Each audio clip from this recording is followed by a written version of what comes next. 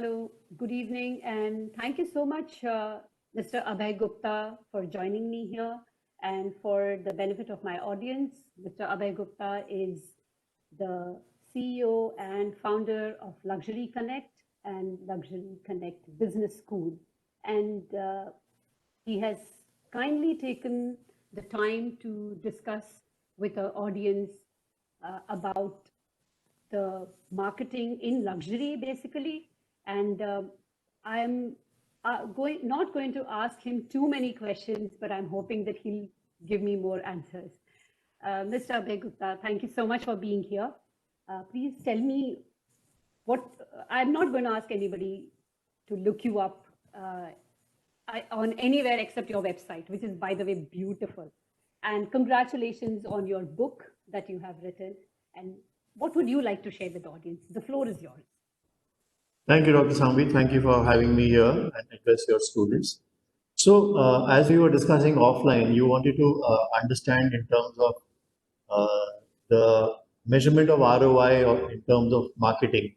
So, you see, marketing, since the time it has gone digital, whole amount of analytics and whole amount of ROI measurement tools are now available.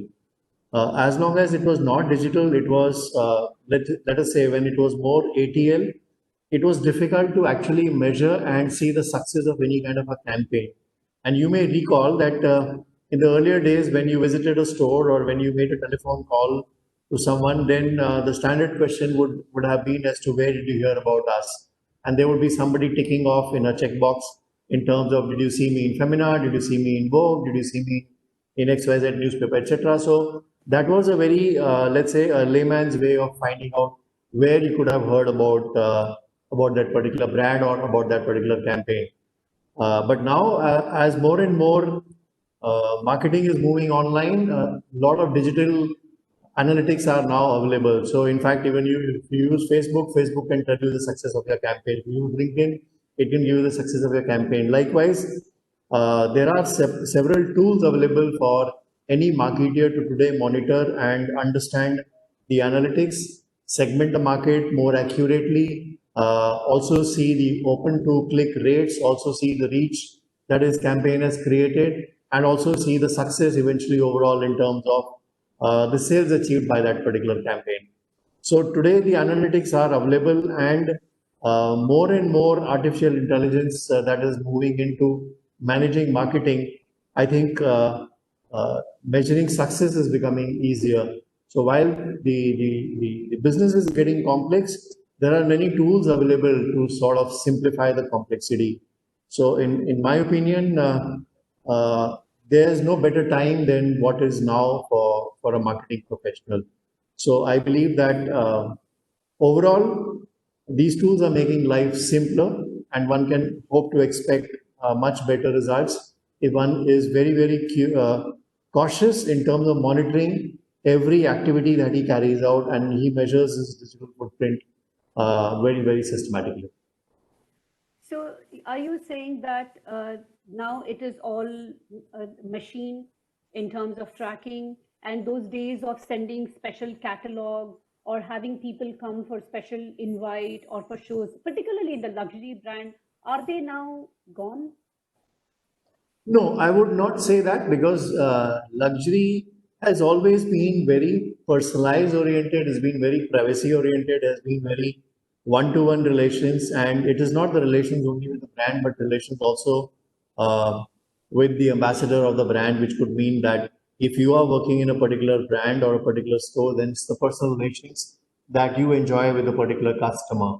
So it would be wrong to say that personalized communication has been completely given up. No, that has not happened.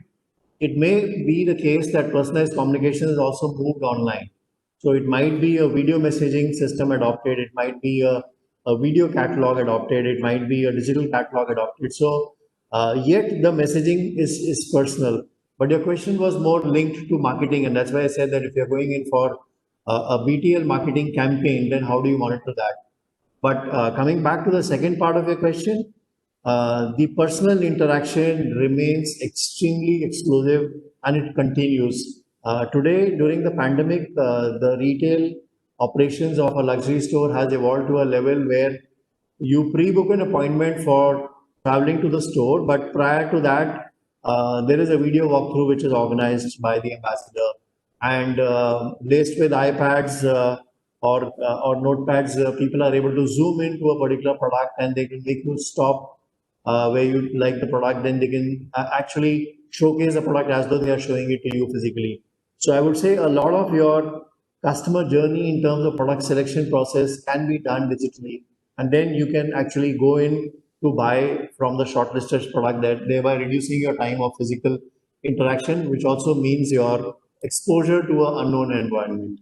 So today, luxury consumption or luxury purchase is moving on to that kind of a scenario where addressing the fear of going into an unknown environment as a consumer psyche is being addressed by using digital mediums and making a combination of a hybrid kind of a model.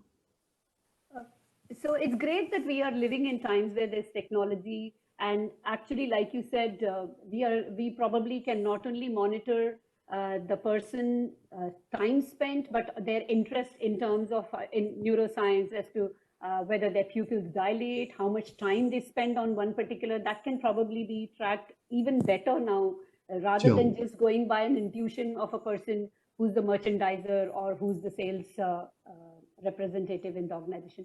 That is so wonderful, and it's really amazing how artificial intelligence is helping us. And thank you so much for those insights.